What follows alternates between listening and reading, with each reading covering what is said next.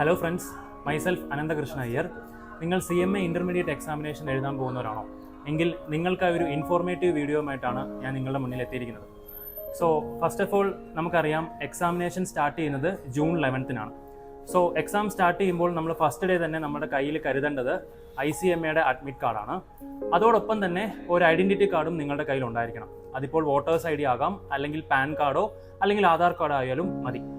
Then second thing, ഞാൻ question paper related ആയിട്ടുള്ള കുറച്ച് ജനറൽ ഗൈഡ് ലൈൻസ് നിങ്ങൾക്ക് ഷെയർ ചെയ്യാം. നമ്മുടെ CMA ഇൻ്റർമീഡിയറ്റിൻ്റെ എക്സാം പാറ്റേൺ എന്ന് പറയുന്നത് 2 പാർട്ടായിട്ടായിരിക്കും വരിക. പാർട്ട് എയിൽ നമുക്ക് MCQ ക്വസ്റ്റ്യൻസും പാർട്ട് ബിയിൽ essay ടൈപ്പ് ക്വസ്റ്റ്യൻസ് ആയിരിക്കും വരിക. So part A MCQ questions എന്ന് പറയുമ്പോൾ 15 ക്വസ്റ്റ്യൻസ് ഉണ്ടാവും. 2 മാർക്കായിരിക്കും ഓരോ ക്വസ്റ്റ്യനും ഉണ്ടാവുക. സോ നിങ്ങൾ 2 മാർക്കിൻ്റെ ക്വസ്റ്റ്യൻ ആയതുകൊണ്ട് തന്നെ ഓരോ ക്വസ്റ്റ്യനും ആൻസർ ചെയ്തതിന് ശേഷം അതിന് പ്രോപ്പറായിട്ടുള്ള ജസ്റ്റിഫിക്കേഷൻ നിങ്ങൾ കൊടുക്കുക. ദെൻ ആൻസർ ഷീറ്റിൽ നിങ്ങൾ ഓരോ MCQസും എഴുതിയതിന് ശേഷം ഒരു ലൈൻ വിട്ടതിന് ശേഷം മാത്രം എന്ത് ചെയ്യുക, അടുത്ത ആൻസേഴ്സ് എഴുതാനായിട്ട് ശ്രദ്ധിക്കുക. ദെൻ സെക്കൻഡ് തിങ്, നമ്മുടെ പാർട്ട് ബിയിലേക്ക് വന്നു കഴിഞ്ഞാൽ അവിടെ നിങ്ങൾക്ക് ടോട്ടൽ 7 ഓപ്ഷൻസ് ഉണ്ടാവും, അല്ലെങ്കിൽ 7 ക്വസ്റ്റ്യൻസ് എന്ന് പറയാം. ഈ 7 ക്വസ്റ്റ്യൻസിൽ 5 ക്വസ്റ്റ്യൻസ് മാത്രം നിങ്ങൾ അറ്റൻഡ് ചെയ്താൽ മതിയാവും. അത് പ്രോബ്ലം പേപ്പർ ആണ് എന്നുണ്ടെങ്കിൽ കൃത്യമായിട്ട് നമ്മൾ സ്റ്റേറ്റ്മെൻറ്റ് രൂപത്തിൽ അതിൻ്റെ ആൻസേഴ്സ് കൊടുക്കാനായിട്ട് ശ്രമിക്കുക. ആൻഡ് തിയറി പേപ്പർ ആണ്, ലൈക്ക് ബിസിനസ് ലോ പോലുള്ള പേപ്പേഴ്സ് ആണെന്നുണ്ടെങ്കിൽ പോയിന്റ് വൈസ് ആൻസേഴ്സ് കൊടുക്കുക.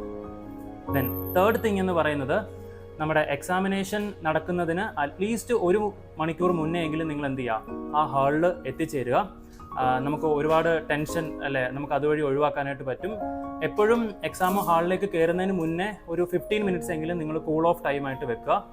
Then first of all question paper കിട്ടിയതിന് ശേഷം ഫുള്ളായിട്ട് ക്വസ്റ്റ്യൻസ് വായിച്ച് മനസ്സിലാക്കാനായിട്ട് ശ്രമിക്കുക. അതിന് ശേഷം മാത്രം ആൻസർ കൊടുക്കുക. ദെൻ ഫോർത്ത് തിങ് എന്ന് പറയുന്നത്, പ്രോബ്ലം പേപ്പർ ആണെന്നുണ്ടെങ്കിൽ നിങ്ങൾ മാൻഡേറ്ററി ആയിട്ടും കാൽക്കുലേറ്റർ കൊണ്ടുപോവുക. കാൽക്കുലേറ്ററിൻ്റെ കേസിൽ പറയുകയാണെന്നുണ്ടെങ്കിൽ സയൻറ്റിഫിക് കാൽക്കുലേറ്റേഴ്സ് നിങ്ങൾ യൂസ് ചെയ്യാതിരിക്കുക. നോർമൽ കാൽക്കുലേറ്റേഴ്സ് മാത്രമായിരിക്കും ICMAയുടെ എക്സാമിനേഷൻസിൽ അലൗഡ് ആയിരിക്കും.